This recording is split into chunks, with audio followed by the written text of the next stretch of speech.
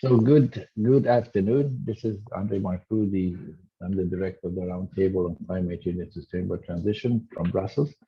I have the pleasure of having with us today Elina, the acting director in the responsible for international in the European Commission, DG Clima.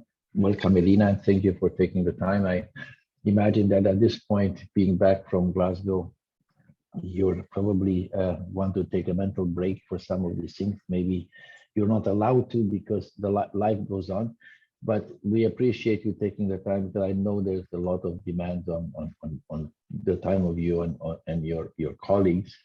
What I would like to do is I'd like to give it a few seconds for people to sign in. There, I never believe in the numbers that I see. It is always like the Brussels bubble. This is not a Brussels audience. This is kind of a global audience. So we'll see whether the attendance still goes to 66% or goes to more than 66% of the registration. There are a number of furious briefing going around, and there's a number of countries. Tomorrow, I think there is one that is done by the Indian delegation, I believe, that we will try to listen on to.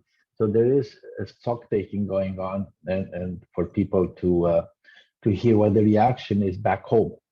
That's, in many cases, in the case of the European Roundtable, of course, the two global issues that we are involved in is one of them is Article 6, that we've been quite active in convening a formal discussion negotiator over the last number of years. So we're very happy with the fact that we have white smoke coming up from the chimney. So this is important to us.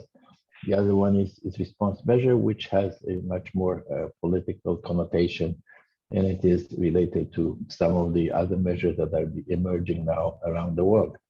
But first, what I would like to do is I'd like to ask Elina again. I think we will have the opportunity to get into the details of technical details of Article 6. I mean, I know for many of you, this is an important topic. Elina is the director, and I think that directors will not get quite down into the really nitty-gritty of these things. So I'm trying to shield you from very precise, paragraph so and what has it been. If you want to do that, in a few days, we have Martin Hessian together with Marina Suarez from Brazil, and the African negotiator, and the American negotiator. So we have quite a bunch of people who will know chapter and verse of this whole thing. So I think Elina is more here for the political reading and the overall reading of the outcome. So Elina, I'll give you the floor to give us your take from the person responsible for this whole international area in DG Clima. So please, Elina. Thanks very much, Andre, and thanks to colleagues for joining. And it's a pleasure to be with you and give you a little bit of a readout from the side of the European Commission, since we feel great ownership of not only the Paris Agreement but also of the progress of implementation on the side of EU, and through the virtue of our Fit for 55 and enhanced NDC. We really did go to Glasgow with quite a specific mandate and ambition, which of course stems from the Environment Council of Ministers convening in October.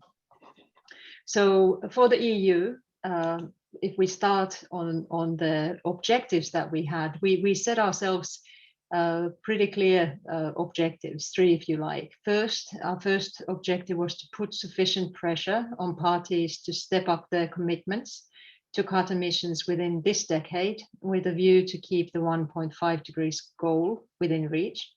Secondly, we wanted to reassure our developing country partners that donors remain committed to reach the target of $100 billion per year through 2025.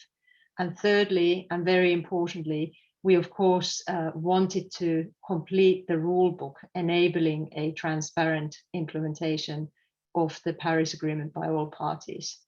And I think it's fair to say that the Glasgow conference has been a very important step forward And we have made progress in all 3 objectives. Now, I know this is a gathering of climate converts and experts to a certain extent, but maybe it's worthwhile to just recall where we were when we left Paris.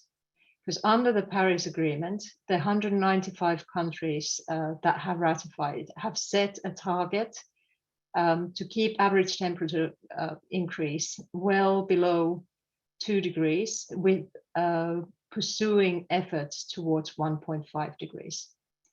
And since Paris, of course, the science, including the IPCC reports, has gotten much more clear on what would be the consequences of that 0.5 degree increase. And therefore, what we have now obtained through the Glasgow conference is a firmer and more focused commitment towards 1.5 degrees. Nevertheless, before Glasgow conference, the UNFCCC, the United Nations Framework Convention, and the Secretariat came up with their synthesis report of the national policies, the nationally determined contributions, and their updates to the Paris Agreement, which had been received before the 12th of October.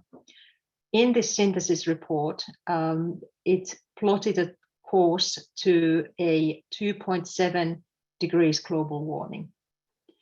Since the 12th of October, there were new announcements, including during the conference. And assuming they are fully realized, experts estimate that we now are on a path to between 1.8 degrees centigrade, which is the IEA relatively optimistic estimates, and 2.4 degrees centigrade of warming. So there has been a significant curbing of the emissions. Before Paris Agreement, the estimated track was pointing to 4 degrees by the end of the century. So efforts are being made, and there is a global momentum that's growing. In addition, what we have in the COP conclusions, what we have in the Glasgow Pact decision is an agreement to revisit the commitments as necessary by the end of 2022 to put us on track to 1.5 degrees warming, maintaining the upper end of ambition under the Paris Agreement well within reach. So while there's no space for complacency or lulling ourselves to false sense of security, progress is being made, and I think it's very important to recognize that. Now, I said earlier that this temperature range could be reached if all the pledges, all the announcements are fully implemented. And I think now, as we move on, we really need to put the onus on implementation, because without follow through in terms of policies and measures, what we have is articulation of intent, and that is not enough. We also need more clarity on some of the pledges, and we need for the parties to explain how their specific level of ambition corresponds, A, with the 1.5 degree goal, and B, with the kind of net zero aspiration that has been set for 2050. So in Sharm el-Sheikh, we will already see a first ministerial roundtable to discuss the implementation and action and how this is aligned with 1.5 degrees. We welcome this. The EU is one of the promoters of such a follow-up process that puts more pressure on the political level on a more regular basis to really keep at action to make sure that implementation follows up.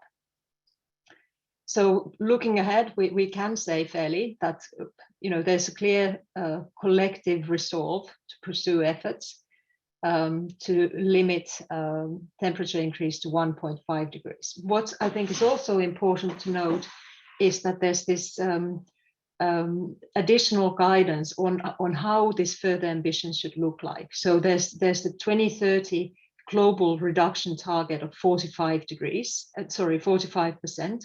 There is the clear sense of net zero, which has not been there before by 2050. And as regards expectations, I think it will be very important to reform the outreach that allows us to have a positive, constructive moment on ambition and implementation during the ministerial. We also have, on the side of finance, we have a new collective goal of doubling the global contributions to adaptation finance, which is very significant. And on loss and damage, we will continue the process to build from Santiago network as we move along. As what comes to rule book, we have really made huge progress. There's now some 50 pages, even more, of different reporting tables. And while we would have wanted there to be no bifurcation, there is also some recognition to have increased capacity building for developing countries that need support in meeting the reporting obligations. So while this sounds relatively technical, I think it's really important that we don't get too hung on the language on, phase out or phase down of coal and phase out of insufficient or inefficient fossil fuel subsidies. Because if we make that one sentence the measurement of success, then of course we would have wanted to have the more ambitious language. But quite frankly, I don't think many people expected there to be such a clear signal about coal and fossil fuel subsidy phase out in something that's as multilateral and as inclusive agreement as the Glasgow Climate Pact is. So we also, of course, saw an unprecedented number of different announcements and initiatives come to the forefront during the first week. And that is something that the EU took a great interest and in fact led on many of the initiatives. The global methane pledge is something that about 100 countries have now signed on to, and we're open to more countries to become part of that. Those 100 countries represent some 70% of the global economy and almost half of the methane emissions. So it's no insignificant achievement in the area of methane emissions. The commitment is to reduce by at least 30% from where we are in 2020 or where last year by 2030. In addition, the EU pledged 1 billion over 5 years to support the Global Forest Finance Pledge, which now has a total of some 12 billion in donations from public and private donors. And the EU has and will help countries to protect, restore, and sustainably manage forests worldwide. And the fact that more than 100 world leaders, representing around 85% of world's forests, promised to end and reverse deforestation by 2030 is also a very, very important milestone and a manifestation of the real sector-wide appreciation of climate combat.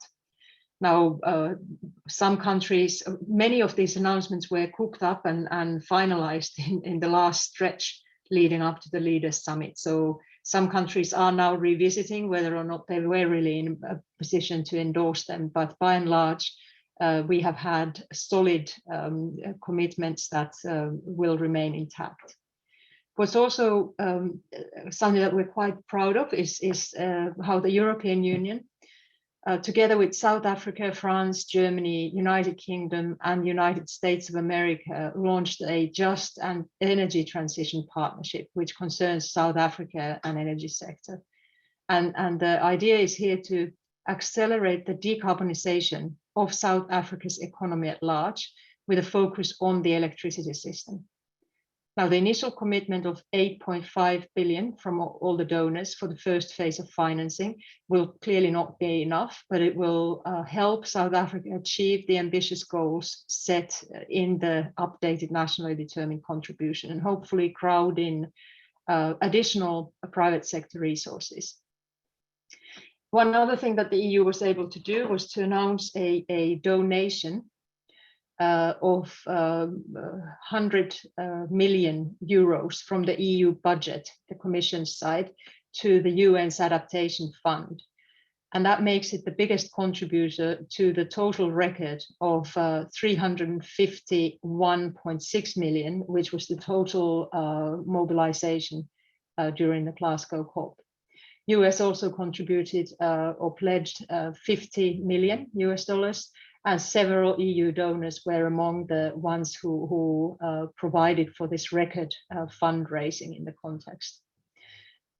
Also, something that's worth mentioning is the partnership between European Investment Bank and the Breakthrough Energy, which is the EU Catalyst Partnership.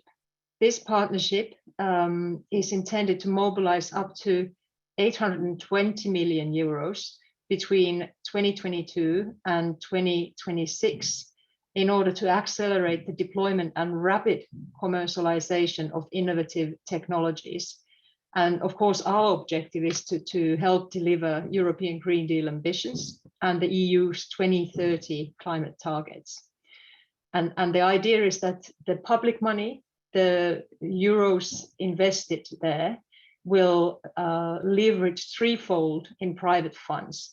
And the investment should be directed towards a portfolio of EU-based projects with high potential in 4 sectors of clean hydrogen specifically, sustainable aviation fuel, direct air capture, and long duration energy storage.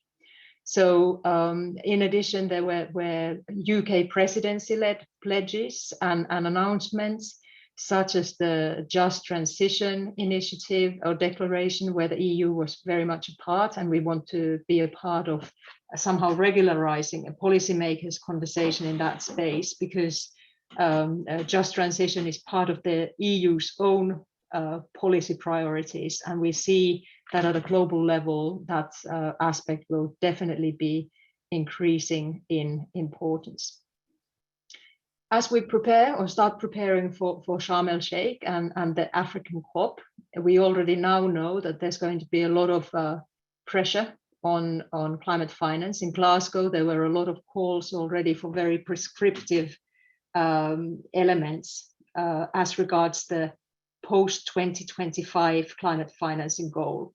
Whereas in Paris Agreement, what's been agreed is that in 2021 or in the COP26, we launch a process of reflection. So that's something that we have secured now, is a process, and we can expect there to be a lot of attention to more definitions around this global goal as we move along. The donors will need to work very hard, because from the 100 billion goal, it's no secret that we are some 20 billion short. Some announcements, such as the US announcements in the margins of the General Assembly and the Ursula von der Leyen's announcement on the occasion of the State of the Union, will help filling that gap. But we as donors need to redouble the efforts, because that's very, very important for building trust and having the necessary constructive backdrop for the African COP. We also expect loss and damage and adaptation issues to be at the forefront, simply because this is a top priority for the African continent, but also to several of our developing country partners. And I think with the EU's adaptation strategy and its international component, we will be in a very good position to lead the conversation rather than be in a defense or in this area. We look forward to working with all our partners, third countries, international multilateral organizations, and the business sector as we start preparing the lead up to COP27 which will be yet another very important step in the right direction. So to us, the glass after Glasgow is half full rather than half empty. The process has been definitely gaining momentum. It is clear that some of the outside observers will feel let down. There were expectations that had been building up for a long time among the youth and some of the other commentators regarding a breakthrough in reaching the 1.5 degree. But I think those of us who have been involved in the process long enough know that it is not in the UN conferences that you deliver the results. It is in the follow through and national action that actually delivers the net zero transition and the necessary policy ingredients for that. Now, Andre, you mentioned Article 6, and indeed, we are delighted that there's been now agreement on this. So we have a kind of a approach whereby there will be, if you like, two parallel mechanisms, two parallel certifications. There would be a single standard, and some of the credits or offsets would be created with a corresponding adjustment, so that they would be eligible for NDC and Paris compliance market and CORSIA, whereas those certified credits would still be certified, but they would be inside the scope of the NDCs, would be only eligible for voluntary market, if you like, for charity purposes, because they would not be additional in a sense of helping countries or corporations make progress towards net zero. And it will be relatively easy for the host country to authorize a unit, i.e. make the corresponding adjustment. And the certification scheme would help us keep in mind the environmental integrity aspects. There needs to be more study into how this will be operationalized and what role we will have for the UNFCCC as the certifiers. Will there be a similar board as we have had in the context of CDM?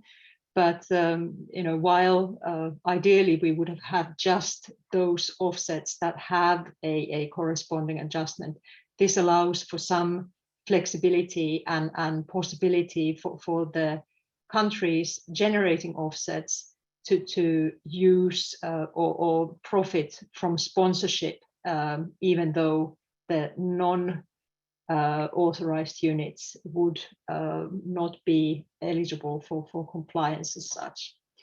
So I think that would be my short takeaway. We think that in general terms, the EU was able to demonstrate leadership. In the end game, the executive vice presidents really brokered and helped by public communication in the plenary, by private conversations with his Indian, Chinese, and US counterpart, to come across with something that allows us to say with a straight face and good conscience that we have kept 1.5 degrees in reach. Clearly, this coming decade, 2030, is going to be decisive for the success of the efforts. And we will still need some major emitters to cut their emissions further and faster if we are to succeed. We have set out an accelerated process in that regard, and parties will have to review their nationally determined contributions in line with science. And next year, we look forward to working closely with the Egyptian COP presidency, the incoming presidency, and the UK COP26 presidency to bring about further momentum and to have a successful 2022 COP. Now, this being said, I think it's really, really important to remember what the Paris Agreement says about the ratcheting cycle, the progression over time. And the first global stocktake will take place in 2023. And in the decisions, the Glasgow Pact decision, we have an invitation for the UN Secretary General to organize or consider organizing a leaders summit in 2023 that will focus on the Paris Agreement goals. And while the 2022 reflection on ambition will be important, the next time to really start focusing and zooming in on the NDC updates collectively is going to be the global stocktake. And that process still needs to be clearly finalized. Andre, I suggest that I stop here and then take questions if there are some, and criticism, of course, if there is. Happy to discuss with you. Thanks.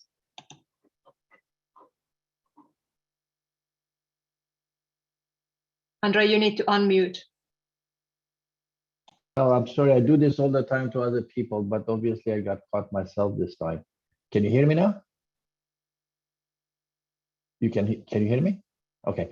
If you want to just elaborate a bit on the loss and damage, because I don't think that I mean it may be for those that spend their times on this on UN negotiation and UN language, I understand, but I think for most people, you know, the loss and damage concept, it sounds a little bit maybe esoteric. Can you just elaborate a little bit what this is? Now you're yeah, I know this is such a rookie mistake. You know, we've been living in this virtual world for almost 2 years now, and yet we always embarrass ourselves by not putting on the mic. Loss and damage, yes. It's basically, you know, the most vulnerable countries that are struggling with unavoidable climate consequences already now. It's something that has been looming about for a long time. The EU has always said that, you know, we're happy to engage, look at constructive ways of collaborating, but that this should be kept separate from kind of liability and legal responsibility discussions, as that can be contested and it's very difficult to analytically attribute some kind of legal responsibilities here. At the same time, it's clear that the impacts of climate change, particularly for many island states and countries in sub-Saharan Africa, are so very tangible that they feel like something extra is needed. And that's why the Santiago network, which was established a couple of years ago, has been accommodating conversations around this. And to us, it could be more about a process to stress test existing structures, to look at, okay, how ready are the early response forces, how ready are the international expert agencies to deal with the questions of loss and damage.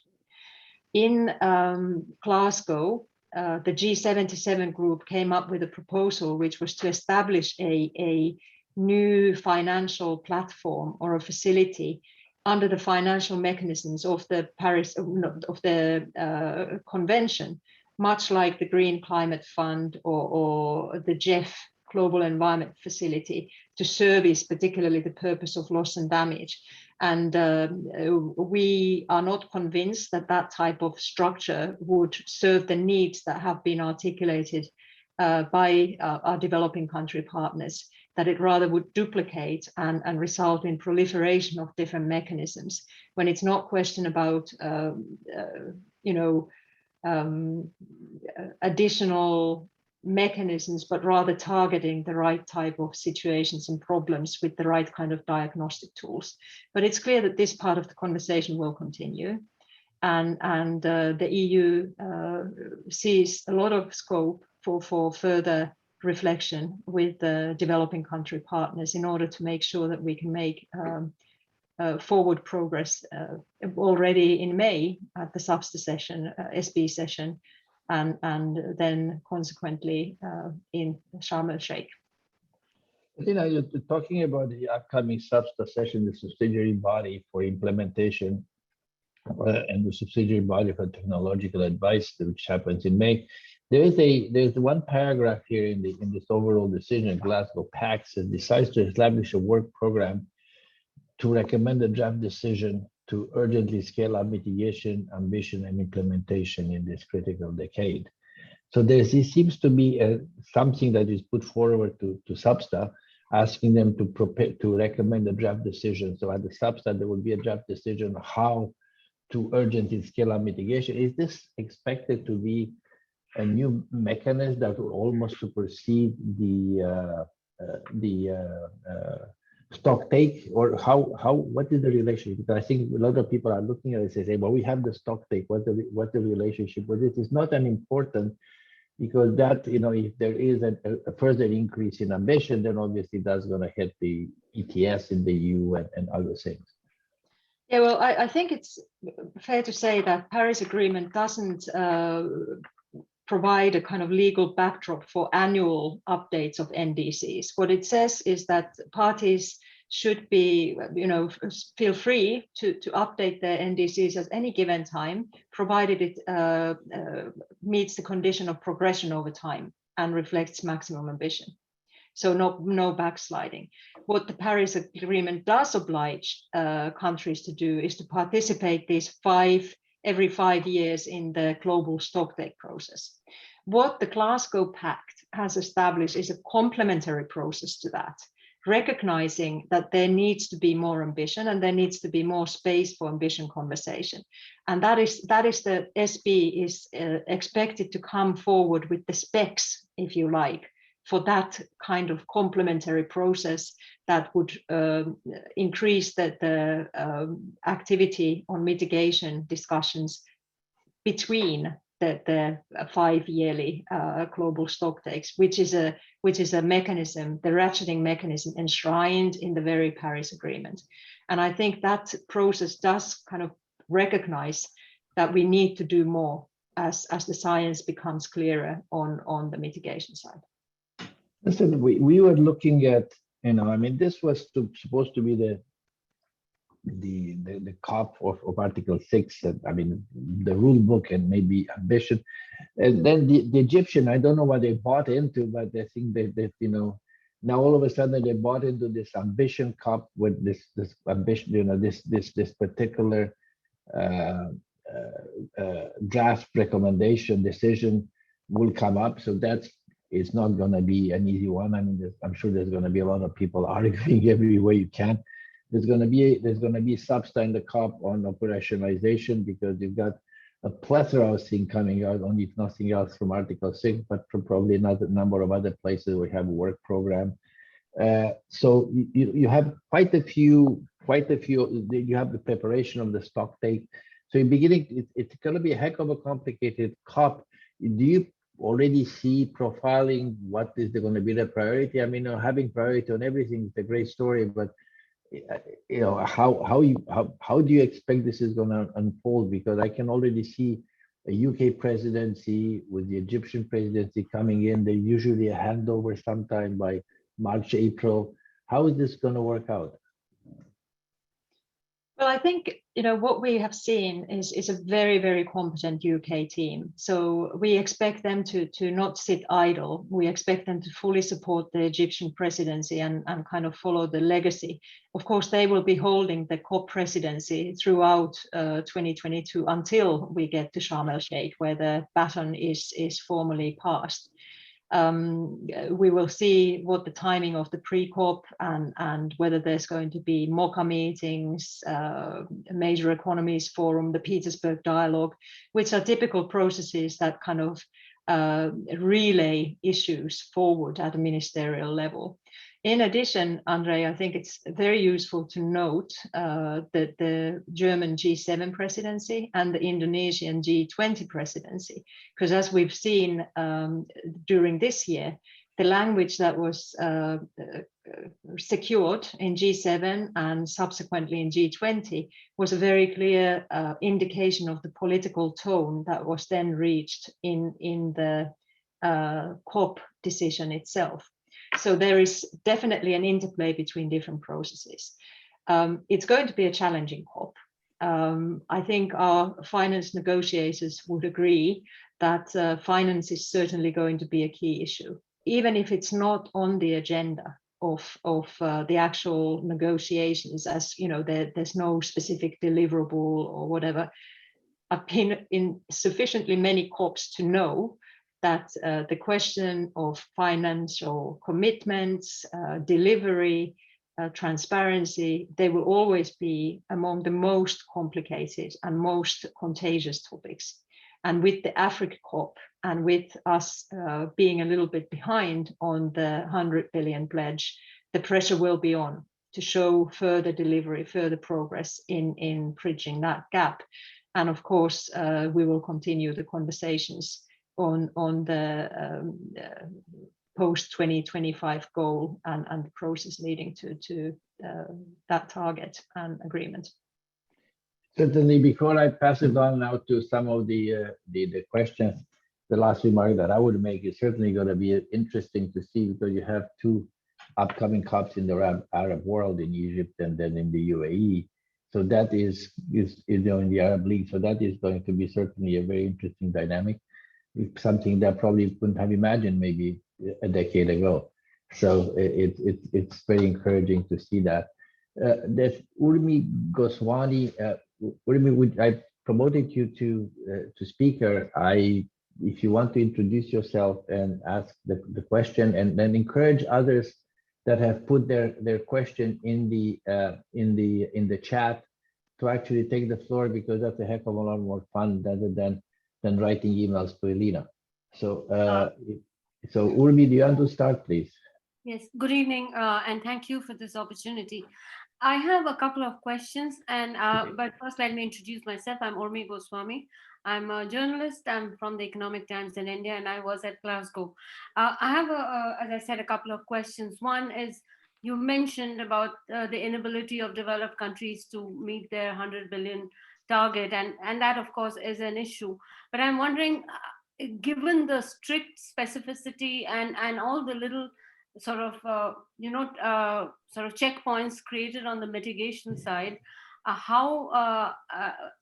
and the lack of specificity on the finance side, that ultimately would affect meeting this ambitious target. So it will be great ambition on paper, but it might not work out in reality. And also it affects the issue of trust. And I'm wondering how the EU, which does a fair bit, propose to address this issue.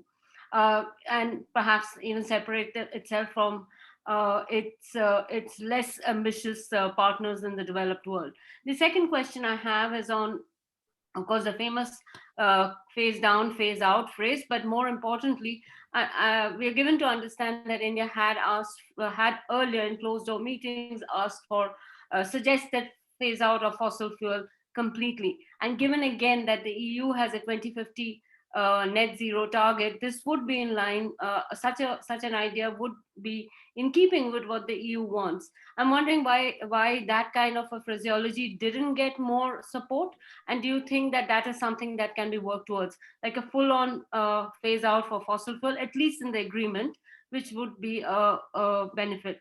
And my third and final question is really about, how does the EU view countries like India, South Africa, Indonesia, which are advanced developing countries, but developing countries nonetheless? Because everything in the Glasgow Pact seems to be sort of not recognizing a differentiation for them. Yes, vulnerables are obviously way more vulnerable, but these countries too have developmental issues. So I'm not putting them in the same basket as China. And I'm just wondering how the EU looks at it going forward. Thank you. Okay. Thank you. Would you like me to take that cluster of questions? I do have to say that at 1600 hours, I must bow out. So okay. I will do my utmost to tackle as many questions as I have. Why don't you take these first, and then, because they're quite comprehensive and coming from an Indian point of view almost. And very pertinent questions as well.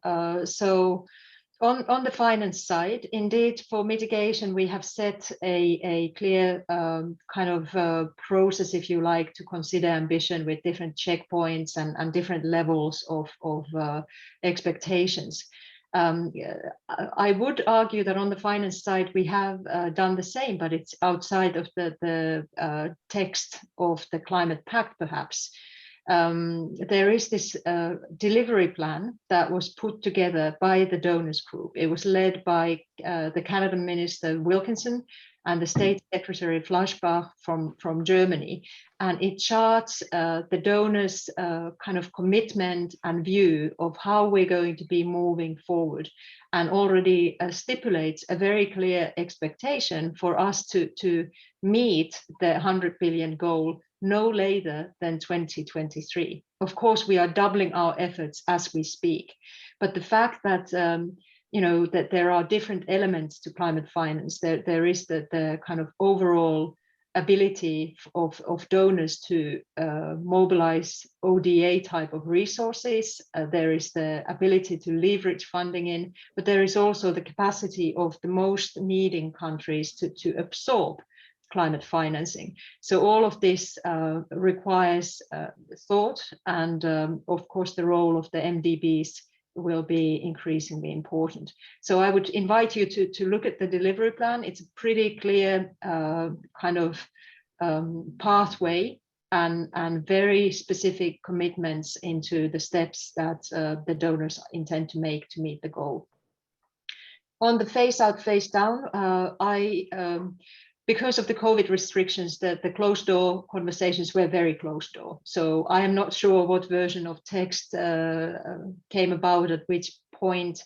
What's clear is that the EU has been advocate of the phase out in the context of the G7, G20, and also in the context of COP. And the language that was then proposed was the best available option in our view, best attainable option. And I think the fact that we have language referring for all countries of the world committing to phase down is very important signal to the business world and the real economy, that the era of coal, era of fossil fuels is irreversibly coming to an end. I think there's been very neat little phrases used by different political commentators about how it's the death knell and so forth. But I think there's recognition that this is of the past. And as what comes to advanced developing countries such as India, South Africa, the EU has been insisting for a long time that we do not live in a binary world. There is no space for bifurcation.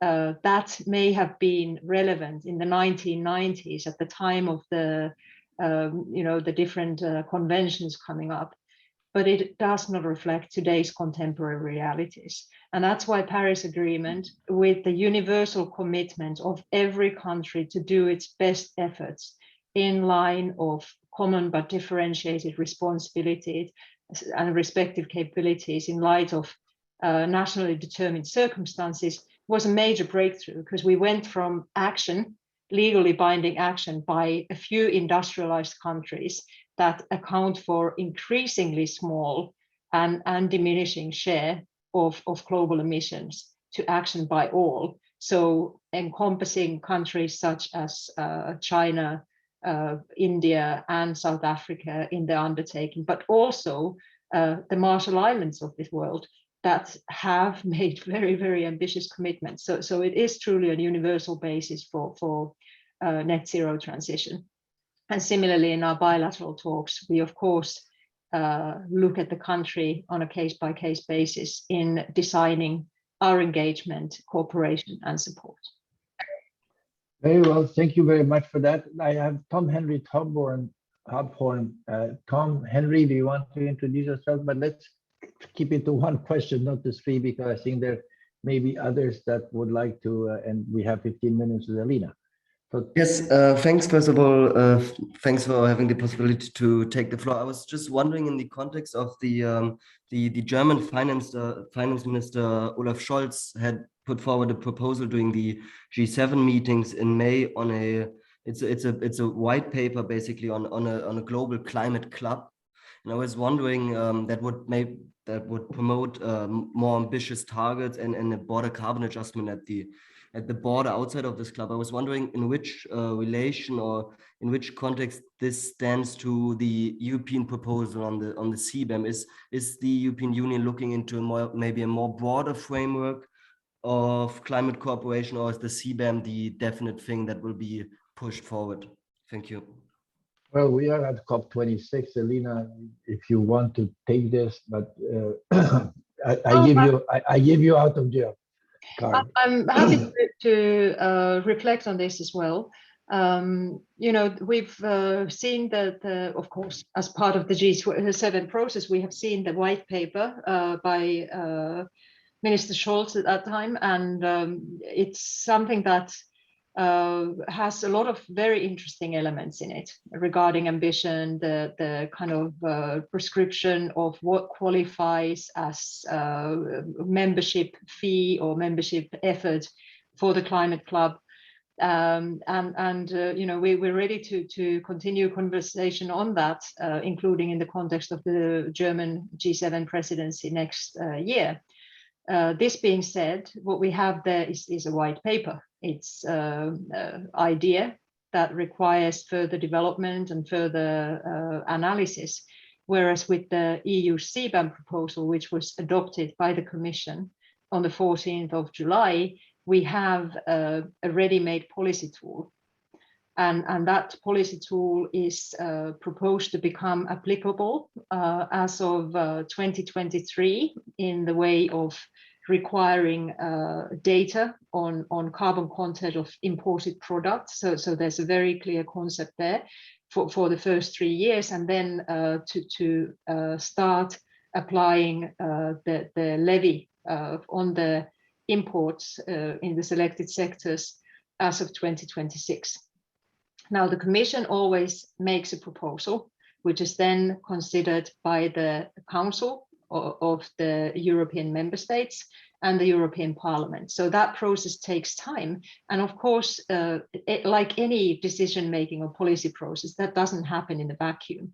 However, what we have is a mature, ready proposal, which is a trade policy tool intended to avoid carbon leakage, so that the polluting industry from the EU, the most energy effective intensive industry, would not relocate to destinations of lesser ambition and result in fact in a net increase in emissions. And I think different ideas require reflection, and we're happy to discuss our ideas and design with interested partners in the WTO and bilaterally, as we think that those measures must be taken out of the kind of toolkit and into action as ambition and the transition to net zero emissions only accelerates. Two more questions, very rapid, one from Joachim Hein, one from Maria Kolos, and then the opportunity for you, Elina, to react and your any closing thoughts. So Joachim, let's keep it quick because we have exactly 11 minutes. Thank you, Andre, and thank you, Elina. Joachim Hein, Federation of German Industries. You didn't say, if I'm correct, if I heard correctly, you didn't say much or anything about enhanced transparency framework. How transparent is enhanced transparency now? It has been a success, I've read somewhere, but I do not understand the 50-odd pages.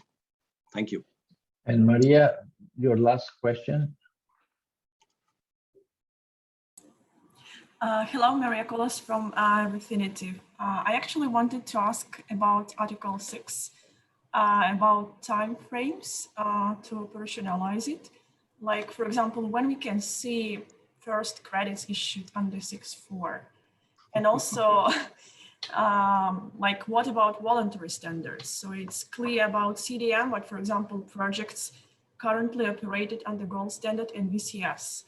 Like, will they keep operating as 6.2, or will they have to re-register under 6.4? So it's kind of unclear.